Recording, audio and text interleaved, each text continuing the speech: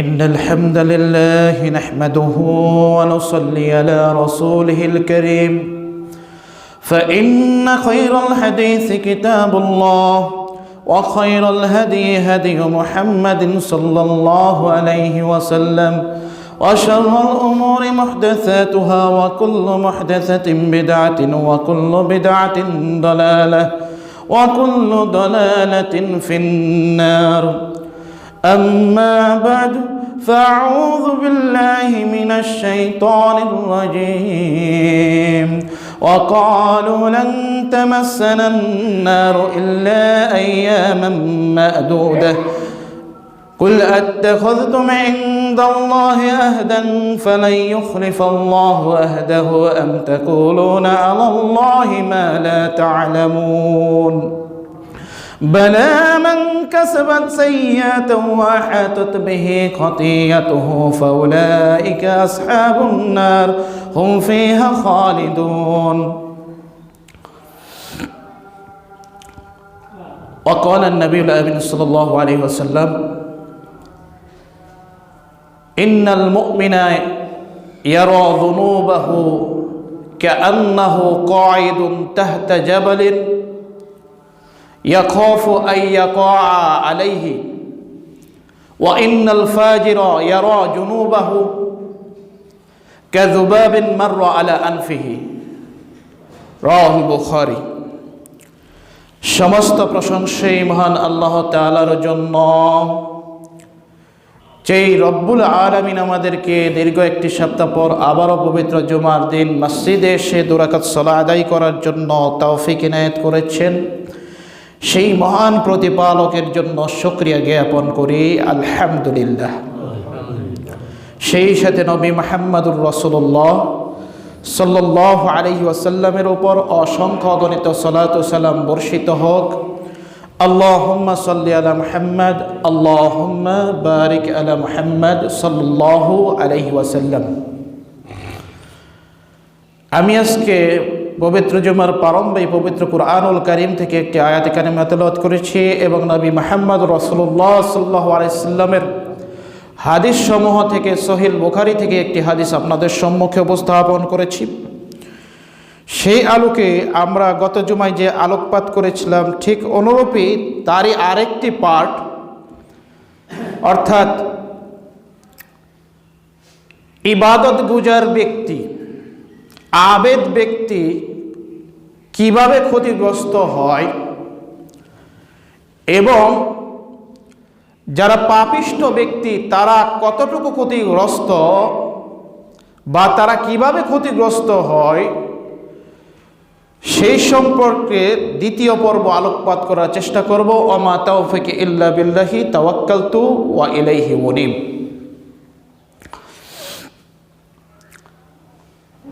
আমরা যদি লক্ষ্য করি, আজকে আমরা মুসলিম, আমরা অনেক সময় অনেকভাবে শয়তান আমাদেরকে কি দেয়, ধোঁকা দেয়। অর্থাৎ আমরা অনেক সময় অনেক মুসলিম,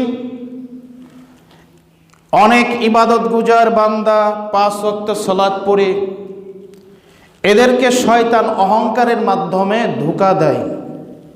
কিভাবে? আমরা যদি কোরআন এবং হাদিসের দিকে লক্ষ্য করি, আমাদের কথাবার্তা চালচলন মনে হয় যে আমরা আমলের মাধ্যমে কোথায় চলে গিয়েছি, জান্নাতে চলে গিয়েছি, আর বাকিরা কোথায় চলে গিয়েছে, জাহান্নামে চলে গিয়েছে। আজকে আমাদের কথাবার্তা আচার আচরণে এরূপ, আমরা অনেক সময় আমাদের কথা আচার আচরণে এরূপ বোঝা যায়। এই জন্য আজকের বিষয়টিও যদি আপনারা মনোযোগ সহকারে না শুনেন, বিষয়টি বুঝতে একটু কঠিন হবে। একটু মনোযোগ সহকারে শ্রবণ করার চেষ্টা করবেন। যে কোনো মানুষ, কোনো ব্যক্তি তার আমলের মাধ্যমে জান্নাতে যেতে পারবে না যদি আল্লাহ দয়া না করে, অনুগ্রহ না করে, রহমত না করেন। আজকে আমাদের মানুষের কথাবার্তা ঠিক ইহুদিদের কথাবার্তার মতোই হয়ে গিয়েছে। আমরা মুসলিম, আমরা ফার্স্ট জান্নাতে চলে যাব, যেভাবে ইহুদিরা বলতো লা ইয়াদখুলাল জান্নাতা ইল্লা মান কানা হুদান আও নাসারা। ইহুদিরা বলতো ইহুদি এবং খ্রিস্টানরা ছাড়া কেউ জান্নাতে প্রবেশ করবে না। অথচ এগুলো তাদের মুখের কথা, কোনো দলিল নেই তাদের। আবার তারা বলতো, আল্লাহ পবিত্র কোরআনে আবার বলছেন ওয়াকালু লান তামাসসানা আন-নারু ইল্লা আইয়ামান মা'দুদা। আমাদের মুসলিমরা বলে থাকে এরকম যে হ্যাঁ, তাওহীদপন্থী হয়েছি তো এক সময় না এক সময় জান্নাতে চলে যাব, এরকম কথা ইহুদিরাও বলতো। আমি বলছি না মুসলিমরা জান্নাতে যাবে না, কিন্তু এই কথাগুলো ছিল ইহুদিদের, যে কথা বললে মানুষ আপনাকে আমাকে শয়তান কোথায় নিয়ে যাবে? জাহান্নামের দিকে নিয়ে যাবে, তার দলকে ভারী করবে। তারা বলতো লান তামাসসানা নারু, ইহুদিরা খ্রিস্টানরা বলতো আমাদেরকে কি করবে না? জাহান্নামের আগুন স্পর্শ করবে না, ইল্লা আইয়ামান মা'দুদা, তবে কিছুকাল সময় ব্যতীত। যদি আমরা জাহান্নামে যাইও, কিছুকাল জাহান্নামে যাওয়ার পর আবার জান্নাতে প্রবেশ করব। আজকে আমরা যারা তাওহীদপন্থী, আমরা তো জান্নাতে যাবই যাব, এই জন্য শয়তান আমাদেরকে এই ধোঁকায় ফেলে, আমাদেরকে এমন কর্ম করায়। দেখেন এখানে বলা হয়েছে যে আল্লাহ রাব্বুল আলামিন এই আয়াতের শেষে বলছেন বালা মান কাসাবা সাইয়্যাতা ওয়া হাতাত বিহি খাতিয়াতুহু ফাউলাইকা আসহাবুন নার হুম ফিহা খালিদুন। এই ইহুদিরা এরকম কথা বলার কারণে তাদের পাপগুলো তাদের চারিদিকে বেষ্টন করে ফেলেছে, এমনভাবে পাপগুলো বেষ্টন করেছে যে পাপের কারণে তারা জাহান্নামবাসী হয়ে গিয়েছে। বিষয়টা বুঝতে পারছেন? বালা মান কাসাবা সাইয়্যাত আহাতাতুহু, তাদেরকে একেবারে ঘেরাও করে গেছে পাপগুলো। কেন? ওই যে একটি থিওরি, ওই যে একটি মতবাদ, ওই যে একটি কথা তারা বলতো যে আমরা তো একদিন জান্নাতে যাবই, অতএব পাপ টাপ করলে, ছোট ছোট পাপ টাপ করলে কোনো সমস্যা নাই। এই ছোট ছোট পাপ করতে করতে তারা এক পর্যায়ে এমন বড় পাপ করে ফেলতো, ইহুদিরা এমন খ্রিস্টানরা পাপ করে ফেলতো যে উলাইকা আসহাবুন নার হুম ফিহা খালিদুন।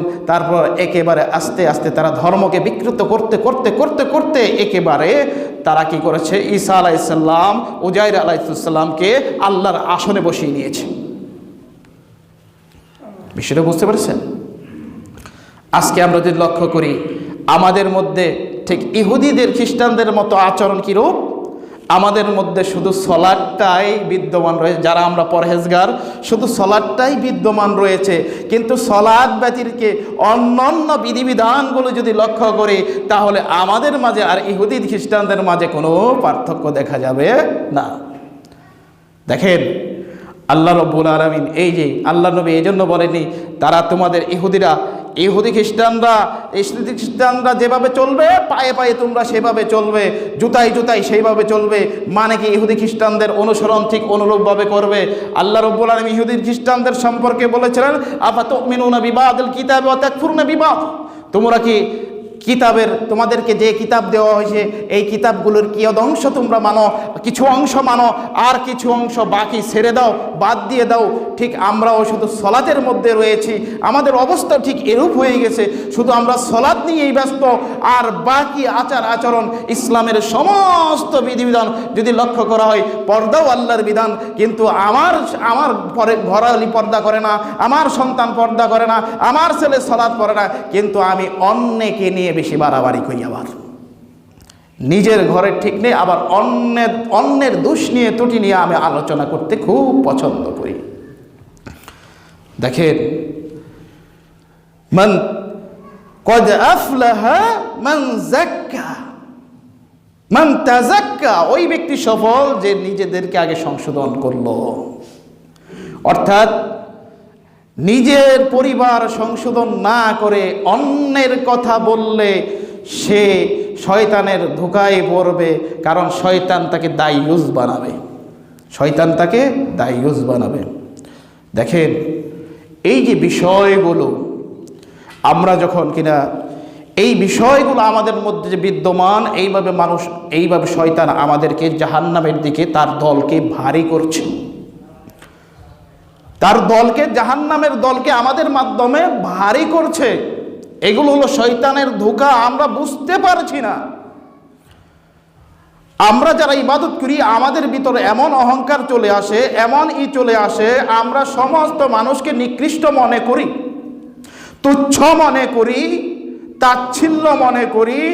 আমরা মনে করি ইবাদত দিয়ে আমরা জান্নাতে চলে গিয়েছি। এমন কথা বলি যার মাধ্যমে অনেক সময় আল্লাহর রাসূলের হাদিসগুলো বর্ণনা করা হলে তাহলে ওগুলোর মাধ্যমে সে ব্যক্তি কোথায় চলে যাবে? জাহান্নামে। আসুন আমরা এই দিকে আলোকপাত করি, একটু এগিয়ে যাই কোরআন এবং হাদিসের দিকে। দেখেন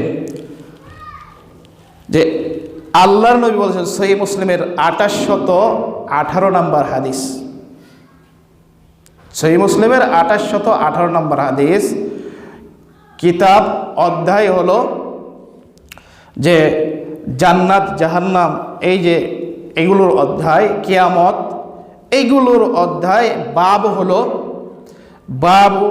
বাবের নাম হলো যে মানুষ আমলের মাধ্যমে জান্নাতে যেতে পারবে না আল্লাহর রহমত দয়া ছাড়া। উম্মুল মুমিনিন আয়েশা রাদিয়াল্লাহু তাআলা আনহা থেকে বর্ণিত, তিনি বলেন যে রাসূল সাল্লাল্লাহু আলাইহি ওয়াসাল্লাম বলেছেন, সাদ্দিদু, তোমরা মধ্যম পন্থা অবলম্বন করো, অকরিবু, তোমরা আল্লাহর নিকটে থাকো, নৈকট্যশীল হও, ওয়াবশিরু, তোমরা সুসংবাদের পথে থাকো, সুসংবাদ গ্রহণ করো। কেননা কোনো ব্যক্তি, ইন্নাল আবদ, কোনো ব্যক্তি লা ইয়াদখুলুল জান্নাতা আহাদুন, কোনো ব্যক্তি জান্নাতে প্রবেশ করতে পারে না, আমালুহু, তার আমলের মাধ্যমে কোনো ব্যক্তি জান্নাতে প্রবেশ করতে পারে না তার আমলের মাধ্যমে। কলু, সাহাবীরা বললেন, ওয়ালা আনতা ইয়া রাসূলুল্লাহ, আপনিও না। আল্লাহর নবী বললেন, ওয়ালা আনা, আমিও না, আল্লাহর দয়া ছাড়া আমিও জান্নাতে আমলের মাধ্যমে প্রবেশ করতে পারবো না। কত বড় কথা! ইল্লা আইয়াতা গাম্মাদানি আল্লাহু মিনহু বিরহমাতিন, কিন্তু আল্লাহ রব্বুল আলামিন, তবে আল্লাহ রব্বুল আলামিন আমাকে তার রহমতের আস্বাদনে, রহমতের ছায়ায়, রহমতে স্থান দান করেছেন, এই কারণে আমি জান্নাতে প্রবেশ করব। মানে আল্লাহর নবী বললেন, আমিও আল্লাহর দয়ায় জান্নাতে প্রবেশ করব। আল্লাহর দয়া অনুগ্রহ ছাড়া, রহমত ছাড়া কেউ জান্নাতে প্রবেশ করতে পারবে না, শুধু আমলের মাধ্যমে। তারপর আল্লাহর নবী বললেন, ফা ইন্না আহাব্বাল আমালে, নিশ্চয় উত্তম আমল হলো, কোন ব্যক্তির উত্তম আমল হলো আদওয়ামুহু ইন কল্লা, যে আমলটা নিয়মিত করা হয় যদিও সেটা কম হয়, যে আমলটি নিয়মিত করা হয় যদিও সেটা কম হয়। তাহলে এই যে আল্লাহর নবী মুহাম্মদ রাসূলুল্লাহ সাল্লাল্লাহু আলাইহি ওয়াসাল্লাম বললেন যে কোনো ব্যক্তি আমলের মাধ্যমে জান্নাতে প্রবেশ করতে পারবে না যদি আল্লাহ তার উপর দয়া অনুগ্রহ না করে। আমলের মাধ্যমে জান্নাতে প্রবেশ করতে পারবে না যদি কোনো ব্যক্তির উপর আল্লাহর দয়া অনুগ্রহ না করে থাকেন। আল্লাহর নবী বলেছেন, আমিও পাবো না। আল্লাহ আমাকে রহমত করেছেন বিদায়, আমার প্রতি দয়া করেছেন বিদায় আমি জান্নাতে প্রবেশ করব। আল্লাহর দয়া ছাড়া কেউ জান্নাতে প্রবেশ করবে না। আল্লাহ নবী মুহাম্মদ সাল্লাল্লাহু আলাইহি ওয়াসাল্লাম বলেছেন, প্রথমে তোমরা সাদ্দিদু, তোমরা মধ্যম পন্থা অবলম্বন করো। তার মানে অকরিবু, তোমরা নিকটে থাকো। ওয়াবশিরু, তোমরা সুসংবাদ গ্রহণ করো। তার মানে কি? তার মানে হলো মধ্যম পন্থা অবলম্বন করার মানে কি? যদি আমরা মধ্যম পন্থা অবলম্বন করার মানে কি? 3 ওয়াক্ত সালাত পড়লাম, 2 ওয়াক্ত ছেড়ে দিলাম, এটা কি মধ্যম পন্থা? মধ্যম পন্থা হলো নফল ইবাদতের ক্ষেত্রে, মধ্যম পন্থা হলো নফল ইবাদতের ক্ষেত্রে। আপনাকে দেখাচ্ছি, দলিল দেখাচ্ছি। সহিহ বুখারীর 1151 নম্বর হাদিস খুলে দেখবেন যে আল্লাহর নবী মুহাম্মদ রাসূলুল্লাহ সাল্লাল্লাহু আলাইহি ওয়াসাল্লাম কিতাবুত তাহাজ্জুদে এসেছে। কিতাবুত তাহাজ্জুদ অধ্যায়, তাহাজ্জুদের অধ্যায়, বাব হলো ইবাদতের ক্ষেত্রে, নফল ইবাদতের ক্ষেত্রে কঠোরতা অবলম্বন করা অপছন্দনীয়। আয়েশা রাদিয়াল্লাহু তাআলা আনহা বলেন যে আমার কাছে বানি উসাইদ গোত্রের এক মহিলা আমার কাছে রাত্রিতে অবস্থান করতেছেন। তখন আল্লাহ রাসূল সাল্লাল্লাহু আলাইহি ওয়াসাল্লাম ইতিমধ্যে আল্লাহ রাসূল সাল্লাম আমার কাছে প্রবেশ করলেন। অতঃপর জিজ্ঞেস করলেন, মা হাযিহি, এই মহিলাটি কে? তখন আয়েশা রাদিয়াল্লাহু তাআলা বললেন, লা তানামু, এই মহিলাটি লা তানামু, লা তানামুল লাইলা, এই মহিলাটি রাত্রিতে ঘুমায় না, রাত্রিতে ঘুমায় না।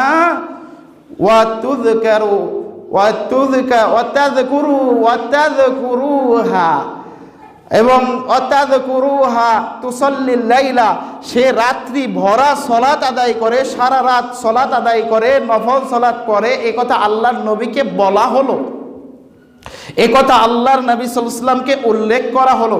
অতঃপর আল্লাহর নবী মুহাম্মদ সাল্লাল্লাহু আলাইহি ওয়াসাল্লাম বললেন, মাহ আলাইকুম মা তুতিকুনা মিনাল আমাল, এই থামো, তোমাদের ইবাদতকে স্থগিত রাখো।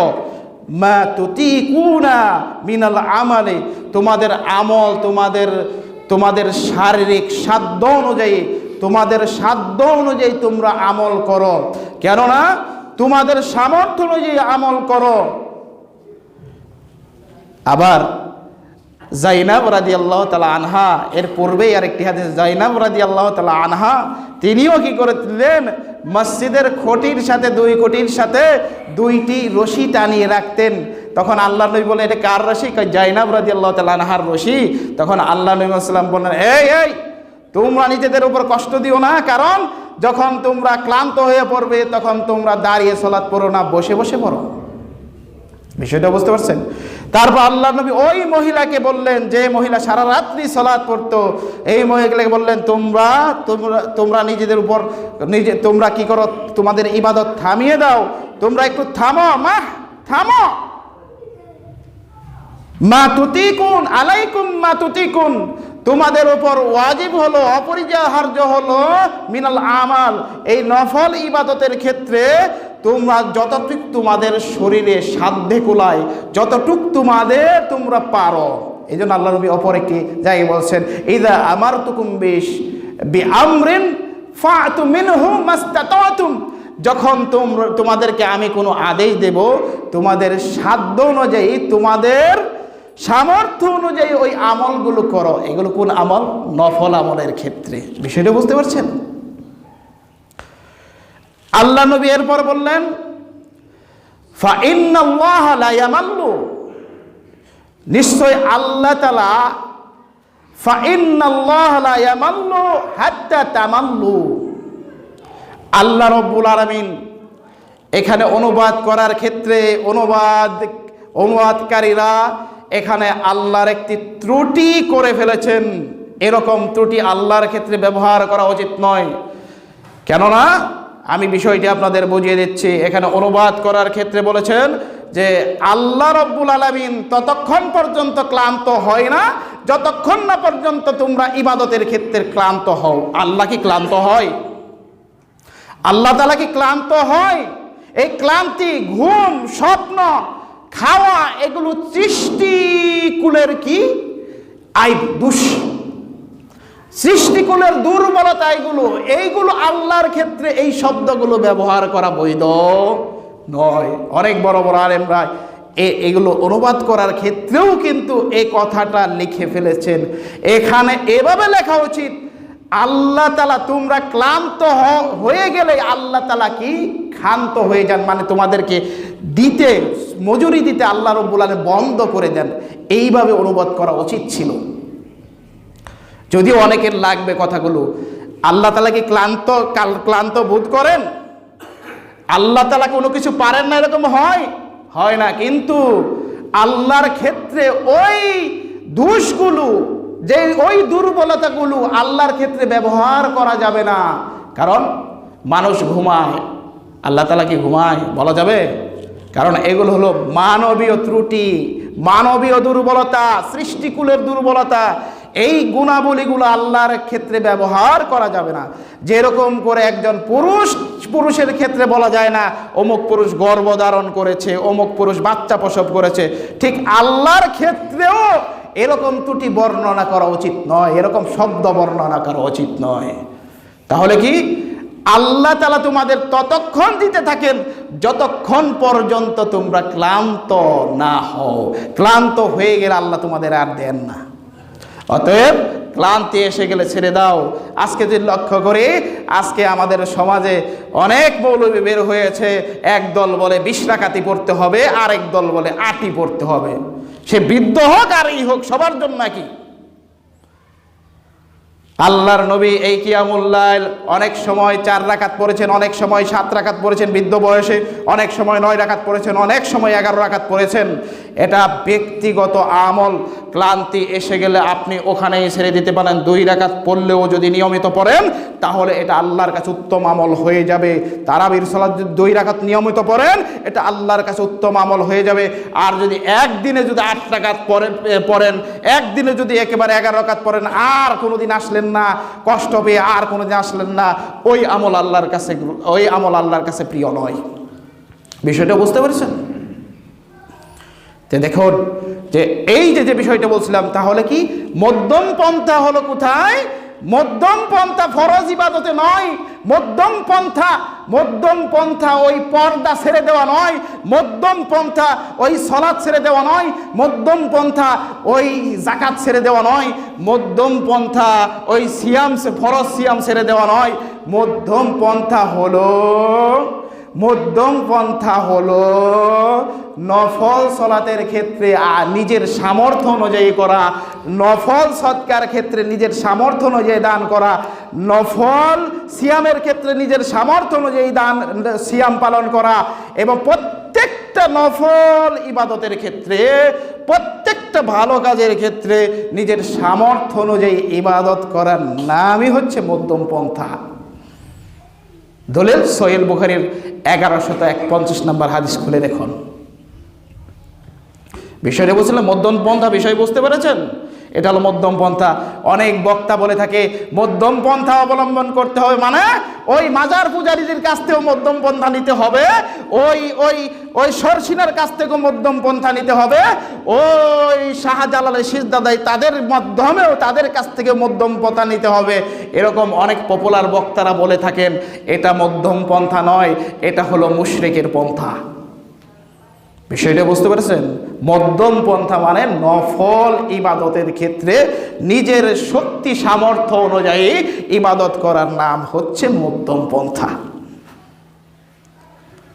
ইকতিসাদ, বিষয়টা বুঝতে পেরেছেন?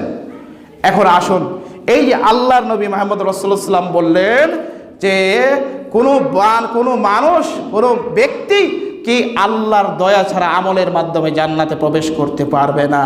এই হাদিসটা আমরা একটু বিশ্লেষণ করি অন্যান্য হাদিসের মাধ্যমে। দেখেন, আল্লাহর নবী মুহাম্মদ রাসূলুল্লাহ এই কথা বলেছেন। আর আমরা অনেক সময় ইবাদত করতে গিয়ে আমরা নিজেদেরকে অনেক বড় মনে করি, কিন্তু আবার অন্যান্য সাধারণ মানুষ যারা পাপ করে ইবাদত করে, আবার যারা ইবাদত করে না তাদেরকেও আমরা নগণ্য মনে করি। তো দেখুন, তাহলে এই যে অহংকারটা চলে আসছে, যে আল্লাহ নবীর একটি হাদিস এসেছে একজন মানুষকে দুইটি বিষয়, কয়েকটি বিষয় এত বড় ক্ষতিগ্রস্ত করে, অন্য কোনো বিষয় ক্ষতিগ্রস্ত করে না। এক, যারা কিনা এই যে সলাতের জামাতকে ছেড়ে দিল, তাকে শয়তান আক্রমণ করে নেকড়ে বাঘের মতো। দুই, যে নিজেকে আজাবাত নাফসাহু, যে নিজের আমল, নিজের বরত্ব নিজেকে দেখে অনেক আশ্চর্য হয়, নিজেকে অনেক বড় মনে করে, এই ব্যক্তি অনেক বড় ক্ষতিগ্রস্তদের অন্তর্ভুক্ত। এটা আল্লাহর নবী বলেছেন। আর যদি আমরা লক্ষ্য করি, যদি আপনি যদি মনে করেন আমরা অনেকে অহংকারের সংজ্ঞা বুঝি না, অহংকারের সহিহ মুসলিম, সুনান তিরমিজিতে হাদিসগুলো এসেছে। এই হাদিসটি এসেছে যে আল্লাহর নবীকে এক সাহাবী এসে বলল যে ইয়া রাসূলুল্লাহ, যখন বললেন যে যার ভিতরে অহংকার, যার ভিতরে সামান্য পরিমাণ অহংকার থাকে সে ব্যক্তি জান্নাতে প্রবেশ করবে না। এই কথা যখন আসলো, এই কথা যখন আল্লাহ নবী বললেন, সাহাবী বললেন, ইয়া রাসূলুল্লাহ, আমরা তো পছন্দ করি আমাদের পোশাক, আমাদের জুতা একটু সুন্দর হোক। তখন আল্লাহ রাব্বুল বললেন, ইন্নাল্লাহ জামিল, নিশ্চয়ই আল্লাহ তাআলা সুন্দর, তিনি সুন্দর, ইউহিব্বুল জামাল, তিনি সৌন্দর্যতাকে পছন্দ করেন, তিনি সৌন্দর্যতাকে পছন্দ করেন। আল কিবরু বাতরুল হক, অহংকার হলো সত্যকে প্রত্যাখ্যান করা। অগমতুন নাস, মানুষকে হেয় তুচ্ছ ছোট মনে করা, মানুষকে হিংসা করা। অনেকেই এই অনুবাদটি করেছেন হিংসা করা, কিন্তু গমতুনের শব্দের অর্থ অন্যকে নিচু মনে করা, মানুষকে নিচু মনে করা, মানুষকে তুচ্ছ মনে করা বা হিংসা করা একই কথায়। হিংসা আসে ওই কারণে, নিচু মনে করার কারণে। ঠিক অনুবাদটি এটা ভুল বলা যাবে না, কিন্তু শাব্দিক অর্থ হলো মানুষকে নিচু মনে করা, তুচ্ছ মনে করা। গমতুন নাস, এই দুইটির মাধ্যমে আল্লাহ নবী অহংকারের সংজ্ঞা বুঝিয়ে দিয়েছেন। আসুন, আমাদের মধ্যে থাকলে এটাকে আমাদের পরিত্যাগ করতে হবে। দেখেন, তাহলে আমি যদি অন্যকে যদি তুচ্ছ মনে করি, এই জন্য ইমাম ইবনে ওয়াইনা রাহিমাহুল্লাহ বলেছেন যে ব্যক্তি ধারণা করবে যে আন্নাহু রাআ খায়রাম মিন গায়রিহি, যে ব্যক্তি ধারণা করবে যে সে অন্য ব্যক্তির চাইতে উত্তম, যে ব্যক্তি ধারণা করবে সে অন্য ব্যক্তির ওর চাইতে উত্তম, ফাকাদ ইস্তাকবারা, সে অহংকারী হয়ে গেল, সে অহংকার করলো। তিনি কি ইমাম ইবনে ওয়াইনা কি এমনিই বলেছেন? ইমাম ইবনে ওয়াইনা ওই হাদিসের ভিত্তিতে বলেছেন যে গমতুন নাস, মানুষকে নিচে মনে করা, মানুষকে তুচ্ছ মনে করা। দেখেন, আজকে আমরা যারা ইবাদত করি, অনেক সময় এই অহংকারটা চলে আসে, মানুষকে তুচ্ছ মনে করি এবং মানুষকে এই তুচ্ছ নগণ্য মনে করি। কিন্তু ইবাদতের যদি আমরা যদি জ্ঞানী থাকতাম, আমাদের যদি জ্ঞান থাকতো, ইবাদত কবুলের যে শর্তগুলো রয়েছে, এক, আল্লাহর ভয় থাকতে হবে, আল্লাহর শাস্তির ভয় থাকতে হবে। দুই, মানে আমি যে আল্লাহর কাছে মাফ পেয়েছি না এটা আমি নিশ্চিত না, কিন্তু আমাদের কথাবার্তায় মনে হয় আমি জান্নাতে চলে গিয়েছি। দুই, আল্লাহর ভালোবাসা থাকতে হবে। তিন, রজা, আল্লাহর কাছে আশা রাখতে হবে। এই তিনটি হলো ইবাদতের রুকুন। এই তিনটি আপনার আমার ভিতর যদি না থাকে, যে কোনো একটি ঘাটতি থাকে, তাহলে ওই ইবাদতের খুঁটি একটি পড়ে গেল, মানে তিনটিই থাকতে হবে। বিষয়টা বুঝতে পারছেন? তারপরে দেখেন যে সাহাবীদের অবস্থা যদি লক্ষ্য করি, যে এই ইব্রাহিমুত তাইমিউ রাহিমাহুল্লাহ বলেন, সহিহুল বুখারীতে ইমাম বুখারী রাহিমাহুল্লাহ এই কলগুলো নিয়ে এসেছেন। ইব্রাহিম তাইমিউ বলেন, মা আরাদতু কওলি আলা আমালি, আমি যখন আমার কথাকে আমার আমলের উপর ওজন করি, পরিমাপ করি, একটু পর্যালোচনা করি, আমি যে কথাগুলো বলি, আমার কথাগুলো আমার আমলের সাথে যে পর্যালোচনা করে, ইল্লা আইয়াকুনা মুকাদ্দিবান, তখন আমার মনে হয় আমি নিজেকে মিথ্যাবাদী হিসেবে উপস্থাপন করতেছি। তিনি কি বলেছেন? যখন আমি আমার কথা এবং আমলকে কম্পেয়ার করি, বিষয়টা বুঝতে পারছেন? আমলকে দুইটাকে যদি আমি দেখি, দুই পাল্লায় দেই, মনে হয় আমি মিথ্যাবাদী। কে বলছেন? ইব্রাহিমুত তাইমিয়্যু। তারপর ইবনু মুলাইকা রাহিমাহুল্লাহ বলেন, একজন প্রখ্যাত তাবী, তিনি 30 জন সাহাবীর কথা বলেছেন। আদরাকতু সালাসিনা মিন আসহাবিন নবী সাল্লাল্লাহু আলাইহি ওয়াসাল্লাম, আমি আল্লাহর নবীর 30 জন সাহাবীর সাথে সাক্ষাৎ পেয়েছি। প্রত্যেকেই ইয়াখাফুন নিফাক আলা নাফসিহি, প্রত্যেকেই তাদের নিজেদের উপর মুনাফিক হওয়ার ভয় করতেন। কিন্তু আমরা আমাদের অবস্থা কিরূপ একটু চিন্তা করছি। সাহাবায়েরা, ইবনু মুলাইকা রাহিমাহুল্লাহ বলছেন, তাবী, প্রখ্যাত তাবী, আমি 30 জন সাহাবীর সাক্ষাৎ পেয়েছি, তারা প্রত্যেকেই নিজেদের উপর মুনাফিক হয়ে যাওয়ার ভয় করতেন। হাসান বসরি রাহিমাহুল্লাহ নাম শুনেছেন, প্রখ্যাত আলেম ছিলেন, তার নামে মিথ্যা কাহিনী বলা হয়েছে অনেক, কিন্তু তিনি একজন বিজ্ঞ আলেম ছিলেন। এই হাসান বসরি রাহিমাহুল্লাহ বলছেন যে মুমিন ব্যক্তি কখনো আল্লাহর ভয় থেকে, নিফাকের ভয় থেকে কি করতে পারে না, সে নিজেকে মনে করতে পারে না সে নিফাক থেকে মুক্ত। সে সবসময় ভয় করে সে মুনাফিক হয়ে গেল কিনা। আর মুনাফিক ছাড়া নির্ভয় থাকতে পারে না, মানে মুনাফিকরাই সর্বদা নির্ভয় থাকে। বিষয়টা বুঝতে পারছেন? তে এই যে কথাগুলো, এই কথাগুলো সাহাবীদের যে ভাষ্য যদি আমরা লক্ষ্য করি, সহিহ মুসলিমে হানজালা রাদিয়াল্লাহু তাআলা আনহু থেকে বর্ণিত, হানজালা রাদিয়াল্লাহু তাআলা আনহু থেকে বর্ণিত, তিনি বলেন, আর তিনি ছিলেন আল্লাহর রাসূল সাল্লাল্লাহু আলাইহি সাল্লামের কিতাব লেখকদের মধ্যে একজন, অর্থাৎ ওহী লেখকের একজন ছিলেন হানজালা রাদিয়াল্লাহু তাআলা আনহু। হানজালা রাদিয়াল্লাহু তাআলা বলেন, আমি একদিন বসে আছি, অতঃপর আবু বকর রাদিয়াল্লাহু তাআলা আমার কাছে আসলেন, অতঃপর বললেন, কাইফা ইয়া হানজালাতু, কাইফা ইয়া হানজালাতু, কাইফা আনতা ইয়া হানজালা, হে হানজালা তুমি কেমন আছো? এখন আই হালুকা ইয়া হানজালা, এখানে উজ্জ্ব রয়েছে। আমাদের মধ্যে অনেক ভাই অনেক সময় ফেসবুকে পোস্ট করে, প্রশ্ন লেখে, আমাদের যে তুমি কেমন আছো এভাবে বলা উচিত না। এইভাবে কথা অনেক ভাইরা আমাকে কমেন্ট করছিল, যারা আলেম না, স্বাভাবিক অতি গবেষণা করে। তারা কি করে? অতি গবেষণা করে। কিভাবে বলা উচিত? যে আল্লাহর রহমতে তুমি কেমন আছো? আবু বকর রাদিয়াল্লাহু বলছেন, কাইফা আনতা ইয়া হানজালা, হানজালা তুমি কেমন আছো? তাহলে কি আবু বকর রাদিয়াল্লাহু তাআলা না আপনার চাইতে আকীদায় গলত ছিল? নাউযুবিল্লাহি মিন যালিক। অতএব এগুলো কথা বলাতে কোনো সমস্যা নেই। দেখেন যে এরপর হানজালা রাদিয়াল্লাহু তাআলা আনহু বললেন, নাফাকুল হানজালা, হানজালা মুনাফিক হয়ে গেছে। তখন আবু বকর রাদিয়াল্লাহু বলেছেন, সুবহানাল্লাহ মা তাকুলু, হে ইয়া হানজালা, সুবহানাল্লাহ, আল্লাহ পবিত্র, তুমি কি বলছো এটা? তখন বললেন যে যখন আমরা আল্লাহর নবী মুহাম্মদ রাসূলুল্লাহর কাছে থাকি, ইউযাক্কিরুনাল জান্নাতা ওয়ান নার, তিনি আমাদেরকে কি করেন? জান্নাতের কথা স্মরণ করে দেন, জাহান্নামের কথা স্মরণ করিয়ে দেন। ঠিক আছে, জান্নাতের কথা স্মরণ করে দেন, জাহান্নামের কথা স্মরণ করে দেন। কাআন্নাহু রাইয়া আইনি, মনে হয় আমাদের নিজ চোখে সেটা দেখতে পাচ্ছি।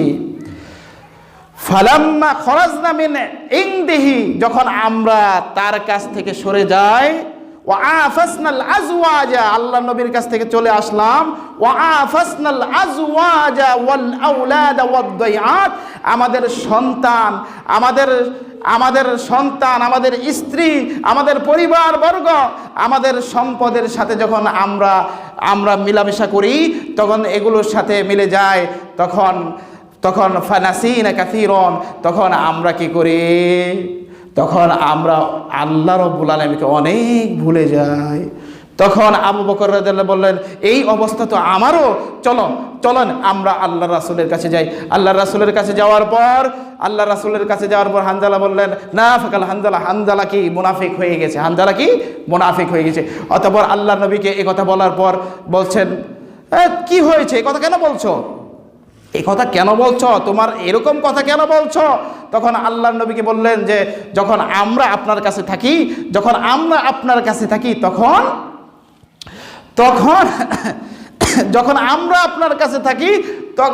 আমরা মনে হয় আপনি জান্নাত জাহান্নামের কথা বলেন, আমরা নিজ চোখে দেখতে পাই।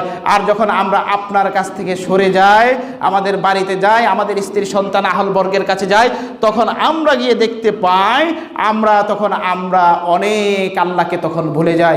তখন আল্লাহ নবী সাল্লাল্লাহু বলেন, ইয়া হানজালা সাআতান সালাসা মিরাত, তখন আল্লাহ নবী বললেন, হে হানজালা, মাঝে মধ্যে এরূপ হবে, এটাই তো ইমানের পরিচয়। তোমরা ভয় করবে, এটাই তো ইমানের পরিচয়, এটাই ইমানের পরিচয়। হাদিসের ভাষা না, কথা আমি বলে দিলাম। এখানে এতটুকু সালাসা মিরাত, আল্লাহ নবী বলছেন মাঝে মধ্যে এরূপ হবেই, মাঝে মধ্যে এরকমই হবেই। বিষয়টা বুঝতে পারছেন? মাঝে মাঝে এরূপই হবেই। তাহলে সাহাবারা নিজেদেরকে নিফাকের ভয় করতেন। দেখেন আজকে আমরা অনেক সময় অনেক কথা বলে ফেলি, যে দেখেন আমরা যদি লক্ষ্য করে যে সহিহ মুসলিমে এসেছে, আমরা অনেক সময় মনে করি যে অনেক সময় অনেক কথা বলে আল্লাহ এই ধরনের ব্যক্তিদেরকে ক্ষমা করবে না, এই মুখ দিয়ে অনেক বের হয়ে যায় না। দেখেন এটা কত বড় অপরাধ। সহিহ মুসলিমে এসেছে হাদিসটি, যে হাদ্দাসা আন্না রাজুলান ক্বালা, এক ব্যক্তি বলে, আল্লাহর কসম, এক ব্যক্তি বলেছিল, তার কথা বলতেছে আল্লাহ নবী, আল্লাহি, সে ব্যক্তি আল্লাহর কাছে কসম বলেছে, আল্লাহি, আল্লাহর কসম, লা ইয়াগফিরুল্লাহু লিফুলানিন, অমুক ব্যক্তিকে আল্লাহ ক্ষমা করবেন না। যখন এই কথা বলল তখন আল্লাহ তাআলা ওই ব্যক্তির সম্পর্কে সাথে সাথে বলে দিয়েছিলেন, মান জাল্লাযী ইয়াতাওয়াল্লা আলাইয়া, কার এমন ক্ষমতা আছে যে আমার ক্ষমতার উপর হাত বাটায়, আমার ক্ষমতার উপর হাত বাটায়, ক্ষমা করার মালিক আমি। আর ওকে কেউ অধিকার দিল যে আমি তাকে ক্ষমা করব না, ও পাপিষ্ঠ হওয়া সত্ত্বেও গফারতু লিফুলানিন, আমি ওই পাপী ব্যক্তিকে ক্ষমা করে দিলাম। ও আহবাততু আমালাক, ও বান্দা, তুমি ইবাদত করে অহংকারী হয়ে গেছো, তুমি জানো না বান্দা আমার কাছে যতই গুনাহ করো ক্ষমা চাইলে আমি ক্ষমা করে দিই। আল্লাহ নবী বলেছেন যে লাউ বালাগাত যুনুবুকা আলানাস সামাই সুম্মা ইস্তাগফারতানি, যদি তোমাদের গুনাহ, যদি বান্দার গুনাহ যদি আসমানের সীমা পর্যন্ত ছড়িয়ে যায়, অতঃপর যদি আমার কাছে ক্ষমা চাই, আমি তাকে ক্ষমা করে দেব। যদি বান্দা যদি সারা দুনিয়া ব্যক্তি ভর্তি গুনাহ করে আল্লাহর কাছে সাক্ষাৎ করে মৃত্যুবরণ করে, যদি শিরিক না করে, আল্লাহ রাব্বুল আলামিন আমি পরোয়া করি না, আমি ওই বান্দাকে ক্ষমা করে দেব। তোমাকে কে বলেছে যে অমুক ব্যক্তিকে আমি ক্ষমা করব না? যাও, আমি অমুক ব্যক্তিকে, তোমার কথার কারণে অমুক ব্যক্তিকে আমি ক্ষমা করে দিলাম, আর তোমার সমস্ত আমলকে আমি বরবাদ করে দিলাম। বিষয়টি বুঝতে পেরেছেন? তাহলে যে বিষয়টি আজকে যদি লক্ষ্য করি, আমাদের অবস্থা যে আমরা লক্ষ্য করি, আজকে আমরা যারা কিনা এইভাবে আমরা যারা আমাদের ভিতরে যদি অহংকার হয়, যে এই যে বিষয়গুলো আল্লাহর আদেশগুলো পালন করার ক্ষেত্রে শয়তানও কীভাবে অহংকারের কারণে আল্লাহর আদেশ অমান্য করেছিল, যে আদম আলাইহিসসালাতুসসালামকে নিচে আনা খয়রুম মিনহু, আমি তার চাইতে উত্তম, শয়তান বলেছিল না? এটা অহংকারের পরিচয়, মানে নিজেকে অন্যের চাইতে উত্তম মনে করা হলো অহংকার। কারণ আমি জানি না আমার পরিস্থিতি কি, হয়তো বা আমার চাইতে আপনাদের মধ্যে অনেক ভালো ব্যক্তি রয়েছে, আমি জানি না, এই জন্য এরকম বলা উচিত নয়। দেখেন যে এই যে অবস্থাগুলো, এখন এখানে গেল মুমিন ব্যক্তিরা যেভাবে ধোঁকা খায়, এখন যারা পাপিষ্ঠ ব্যক্তি তাদের অবস্থাটা কি দেখেন যারা মুমিন ব্যক্তি প্রকৃত মুমিন হতে গেলে দ্বীনি ইলম প্রয়োজন, এই হাদিসটা তার প্রমাণ। প্রকৃত মুমিন হতে গেলে দ্বীনি ইলম প্রয়োজন, এই হাদিসটা তার প্রমাণ। আল্লাহ নবী বলেন, সহিহ বুখারীতে এসেছে, আল্লাহ নবী বলেন, ইন্নাল মুমিনা ইয়ারা যুনুবাহু, নিশ্চয় মুমিন তার পাপকে মনে করে কাআন্নাহু তাহতা জাবালিন, সে মনে রয়েছে কাআন্নাহু কাঈদুন তাহতা জাবালিন, সে মুমিন মনে করে, সামান্য পাপকেও মনে করে সে একটি পাহাড়ের নিচে বসে রয়েছে, ইয়াকাফু আইয়াকা আলাইহি, তার উপর সে মনে করে ওই পাপটা হলো ওই পাহাড়ের মতো, পাহাড়টা তার উপর ধসে ভেঙে পড়বে, মানে পাহাড় ভেঙে বললে কি অবস্থা হবে? তার মানে সে মনে করে এই ছোট পাপ করলেও আমি কোথায় যাব? জাহান্নামে যাব। এটাই হলো তার মর্ম। এই জন্য সে ওই পাহাড়ের মতো মনে করে। ওয়া ইন্নাল ফাজির ইয়ারা যুনুবাহু, একজন ফাজির পাপিষ্ঠ ব্যক্তি তার পাপকে মনে করে কাযুবাবিন, একটি মাছির মতো মাররু আলা আনফি, তার নাকের সামনে দিয়ে উড়ে যাওয়ার মতো, মাছির মতো।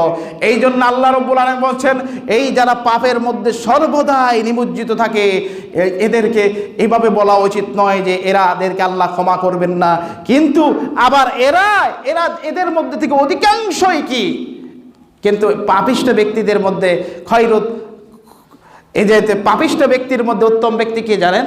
পাপিষ্ঠ ব্যক্তির মধ্যে উত্তম, পাপ করার সাথে সাথে আল্লাহর কাছে তওবা করে, পাপ করার সাথে আল্লাহর কাছে ক্ষমা চায়, তওবা করে, এই ব্যক্তি হলো সর্বোত্তম ব্যক্তি। পাপীদের মধ্যে এই ব্যক্তি হলো সর্বোত্তম ব্যক্তি।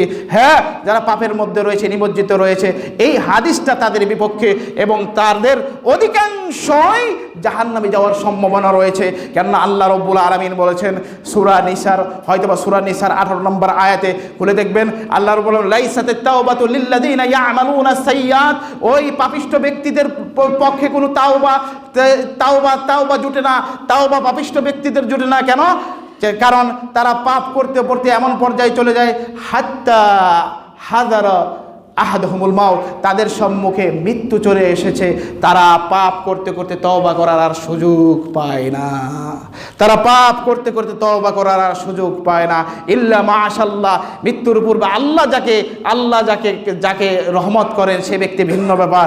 এই জন্য বলছি যে আমি ওই ব্যক্তিদের অন্তর্ভুক্ত যেন না হই।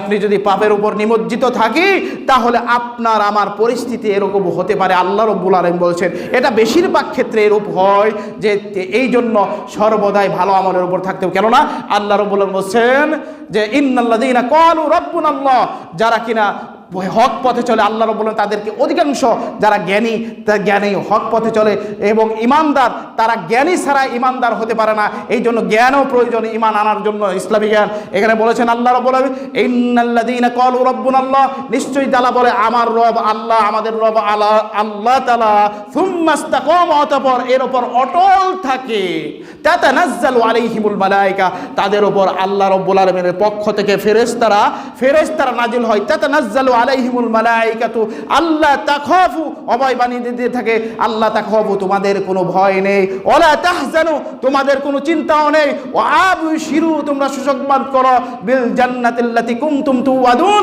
তোমাদেরকে জান্নাতের যে ওয়াদা দেওয়া হয়েছে সেই জান্নাতের সুসংবাদ গ্রহণ করো। সেই জান্নাতের সুসংবাদ গ্রহণ করো। তার মানে ভালো ব্যক্তির যারা সৎ পথে চলে তাদের অধিকাংশই তারা যদি জ্ঞানী হয়, জ্ঞানী থাকতে হবে। জ্ঞান না থাকলে কোনো ব্যক্তি আখেরাতে কি হতে পারবে না, কোনো আখেরাতে সে সফলতা অর্জন করতে পারবে না। এই আয়াতটি তার প্রমাণ। বিষয়টা বুঝতে পারছেন? কারণ জ্ঞান না থাকার কারণে আমরা অন্যান্য মানুষদের দোষারোপ করি, কাফের বলে বা এরকম বলে অনেক তুচ্ছ তাচ্ছিল্য করে থাকি। যদি আমরা এই কোরআন হাদিস দুই একটা না পড়ে যদি আমরা কোরআন হাদিস চর্চা করতাম, নিজেদের কথা চিন্তা করতাম, নিজের সংশোধনের কথা চিন্তা করে যদি এই কোরআন হাদিস চর্চা করতাম, তাহলে আমাদের জন্য উপকার বয়ে আনতো। আল্লাহ রাব্বুল আলামিন আমাদেরকে সকলকে আল্লাহ তাআলা হেদায়েত দান করুন, আমিন। আল্লাহ রাব্বুল আলামিন আমাদের সকলকে জান্নাতবাসী করুন, আমিন। ওয়া আখিরু দাওয়ানা আলহামদুলিল্লাহ।